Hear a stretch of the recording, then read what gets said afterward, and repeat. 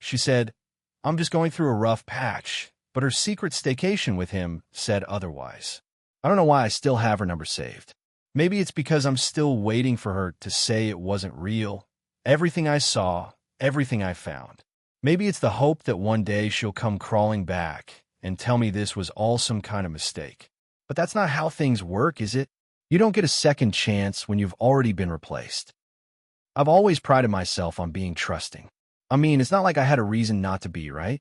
We were together for 3 years, and not once did I doubt her or our relationship. At least not until last weekend. I'll never forget the moment I found out. I had been scrolling through Instagram, nothing out of the ordinary, just killing time before dinner. That's when I saw it. A story posted by one of her friends, an old picture from a weekend trip. My girlfriend was in the photo, but the thing was, she wasn't with me. No, she was on a staycation, a getaway in the city we'd talked about visiting together. But that's not the worst part. The worst part was the guy next to her. His arm was around her waist, and she was smiling at him like I had never seen her smile at me. I froze. My heart was racing, blood rushing in my ears. The image was right there in front of me, and I couldn't deny it. The man in the picture was him. A guy she had introduced me to a year ago, a friend from work. I had always trusted her, never questioned their relationship. But now, looking at this photo, everything felt like it was slipping out of my hands. I couldn't breathe. My chest felt tight, like there was a weight pressing down on me. It was like I was looking at my life, but it was someone else's. I messaged her almost immediately. My hands were shaking, and I'm not sure why, but I felt like I was about to throw up. I don't even know what I hoped to accomplish. Maybe I was hoping it wasn't what it looked like. Maybe that she'd explain herself, give me an answer that would put my mind at ease. But deep down, I knew there was no explanation that could fix this. "What's this? Why didn't you tell me you were going away with him?" I sent. It was calm. Too calm, probably, considering what I had just seen. Her reply came a few minutes later, but it didn't make anything better. It was short. "I told you I was going through a rough patch, Ben. I just needed some space to clear my head." She went on to say she hadn't meant for it to turn into a thing, and that it was just a one-time thing to get away from everything. Space. That was the excuse she gave me. Space.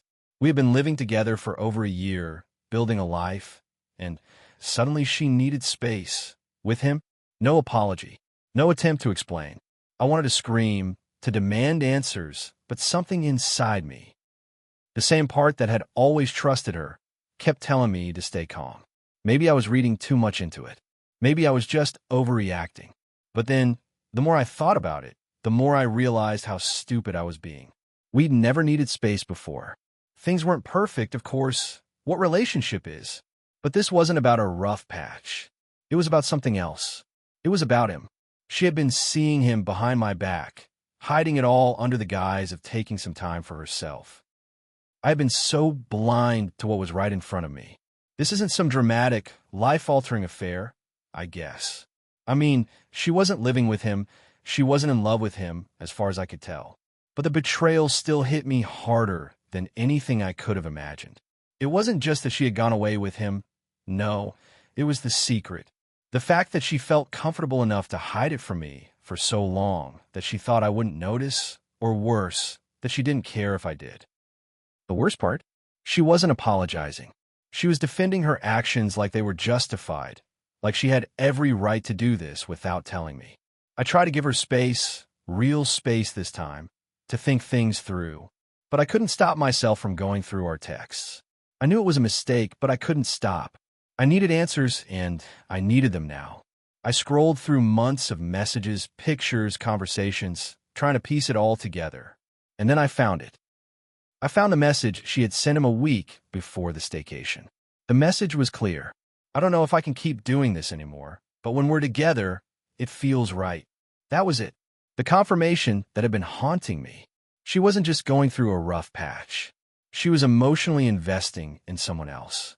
She was making plans with him in ways I had never been included in. I had been living in a house full of lies, pretending everything was fine, pretending that she was still my girlfriend. And now, I had no idea who she really was anymore. When she came back from the trip, we didn't talk for a few days. I couldn't bring myself to have the conversation. I didn't know what to say without completely breaking down. Finally, she texted me again, asking to meet up. I agreed, but I wasn't sure I could even look at her. The last time we'd seen each other, everything had felt so off, so completely foreign. I wasn't sure I could handle whatever excuse she'd come up with this time. When we sat down at the cafe, it felt like there was an ocean between us. She looked tired but not guilty. Not at all. She looked at me like she was waiting for me to speak first, to ask for the truth. And I guess that's exactly what I did. Why didn't you tell me? My voice was hoarse, raw for not speaking for days. Why did you lie about where you were? Why did you have to go on this trip with him? Mia shifted in her seat, her fingers tapping nervously on the table. She looked at me like she didn't know how to explain. Or maybe she just didn't care. Ben, I don't know how to say this, but I've been feeling distant for a while. This was just an escape. I didn't plan for it to get complicated. She paused, looking down. I care about you. I really do. But I think you can tell things haven't been the same between us for a while. You're telling me this now. I almost laughed, though it didn't feel funny. After everything we've been through, this is how you tell me? The anger that had been bubbling inside me for days started to spill over. I could feel it rising in my chest and my throat.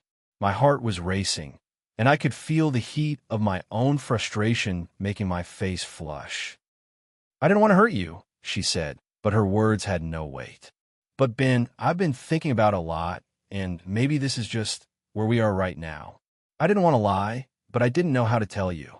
I felt like I was suffocating. I looked at her, but I couldn't recognize her anymore. This wasn't the woman I thought I knew, the woman who had said she wanted a future with me. It was someone else, someone who had already moved on. And I was just here, holding on to the idea of a relationship that didn't exist anymore. I can't do this, I said, my voice breaking. I don't know who you are anymore, Mia. I don't know who I'm supposed to be in this. And I can't keep pretending that everything's okay when it's not. I can't forgive you for this. Not now. Maybe not ever. She didn't argue, didn't beg me to stay. She just looked at me like she knew I was already gone. And maybe, deep down, I already had been for a while. We didn't talk much after that. I stayed in the apartment for a few more days, but it didn't feel like home anymore. I packed my things and moved out. I don't know what happens next, but I do know I can't stay in a relationship that's built on lies and secrets. So, here I am, try to pick up the pieces of what's left. I guess the hardest part is realizing that I didn't see it coming. I thought we were fine, but maybe that was just my version of the story. Mia had already written hers without me. If anyone has been through something like this, I'd love to hear how you navigated through the aftermath. I'm not sure how to start over, how to trust again. I don't want to carry this baggage into the next chapter of my life. I just need to figure out how to heal. Part 2.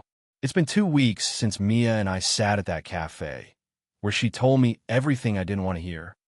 2 weeks since I felt like the rug was yanked out from under me, and I've spent every single one of them trying to figure out what to do next. The anger hasn't really subsided. In fact, it's almost worse now because I'm left with this burning question that's been eating away at me. Why didn't I see it sooner?